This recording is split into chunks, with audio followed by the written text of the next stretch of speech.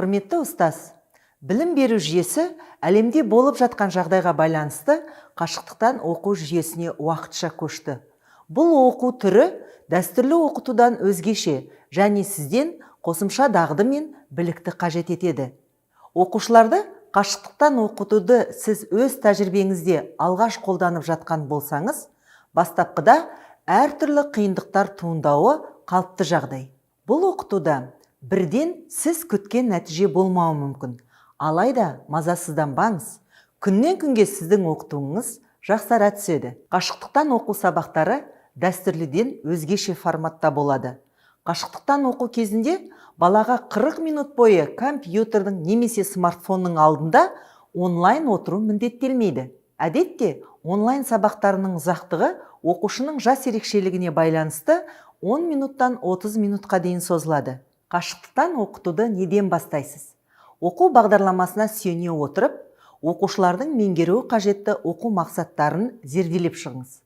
Оларды күрделілігіне қарай іріктеңіз. Оқушылардың өз бетімен меңгере алатын оқу мақсаттарын жеке оқуға беруге болады.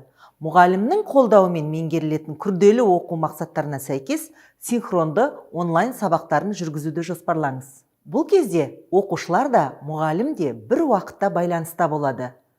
Оқу сабақтарының жоспарын дайындаңыз, сабақтарды бейне лекция, таныстырылым түрінде немесе асинхронды онлайн сабақ түрінде ұсынуыңызға болады. Онлайн сабақ барысында ұсынылатын ақпарат, сұрақтар, тапсырмалардың оқу мақсатына сәйкестігін назарда ұстаңыз. Сабақтардың жоспарын алдын ала оқушыларға жіберіңіз. Сабақтың жоспарында оқу мақсаты, бағалау критерийлері және оқушылардың орындайтын әрекеттер мен оның уақыты көрсетілгені абзал. Сіздердің назарларыңызға оқушыларға ұсынылатын сабақ жоспарының үлгісі көрсетіліп тұр. Сондай-ақ, сабақ жоспарында оқушы көретін бейне жазбаның немесе оқитын онлайн ресурстың сілтемесі ұсынылады. Сіз ұсынып отырған ресурстардың балаға қауіпсіз екендігіне көз жеткізіңіз. Себебі интернет ақпараттардың мақсаты әртүрлі болуы мүмкін.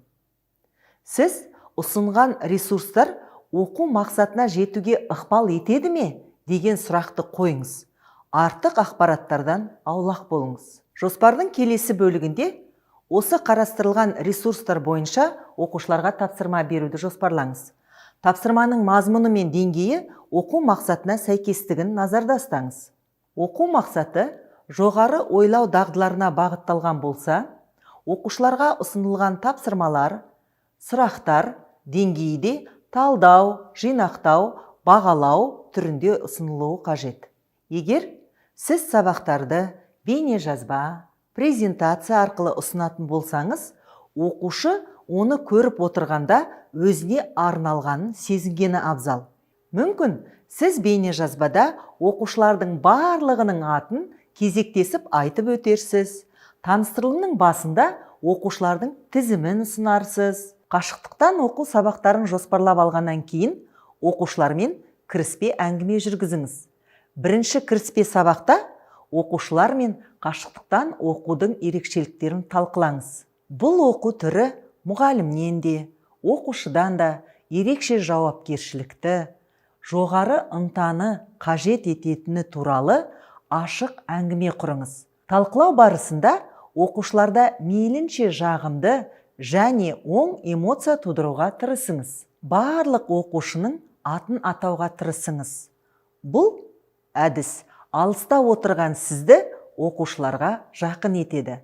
Ал сабақты неден бастайсыз? Оқушыларға оқу мақсаттарын және оны бағалау критерийлерін таныстырыңыз. Оқушылармен оларды талқылаңыз. Сабақтың жоспары бойынша оқушылардың әрекеттері мен уақытын пысықтап өтіңіз. Оқушылардың оқу мақсатына жету деңгейін анықтау үшін арнайы талқылауға тарту сұрақтарын қойыңыз. Бұл сұрақтарды сабақты жоспарлау барысында алдын ала дайындап қойыңыз. Оқушылардың жауаптарын талдай отырып, бірден кері байланыс беруге тырысыңыз. Оқушыларға қандай тапсырма беруге болады? Бір отбасында бірнеше оқушы болуы мүмкін, және оқушыға басқа да пәндер бойынша білім алу қажеттігін ескере отырып, берілетін тапсырмалардың мөлшерін шақтауға тырысыңыз.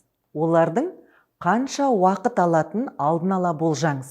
Оқушыларға берілетін тапсырма өз бетімен мәтінді оқуға, бейне жазбаларды көруге және олар бойынша сұрақтарға жауап беру тапсырмаларын беруге болады. Сондай-ақ оқушыларға сыныптастарымен бірлесіп ортақ электронды постер жасау тапсырмаларында ұсынуға болады. Интернеттің ресурстарын пайдаланып, оқушыларға интерактивті тапсырмаларды орындауға мүмкіндік беруге болады.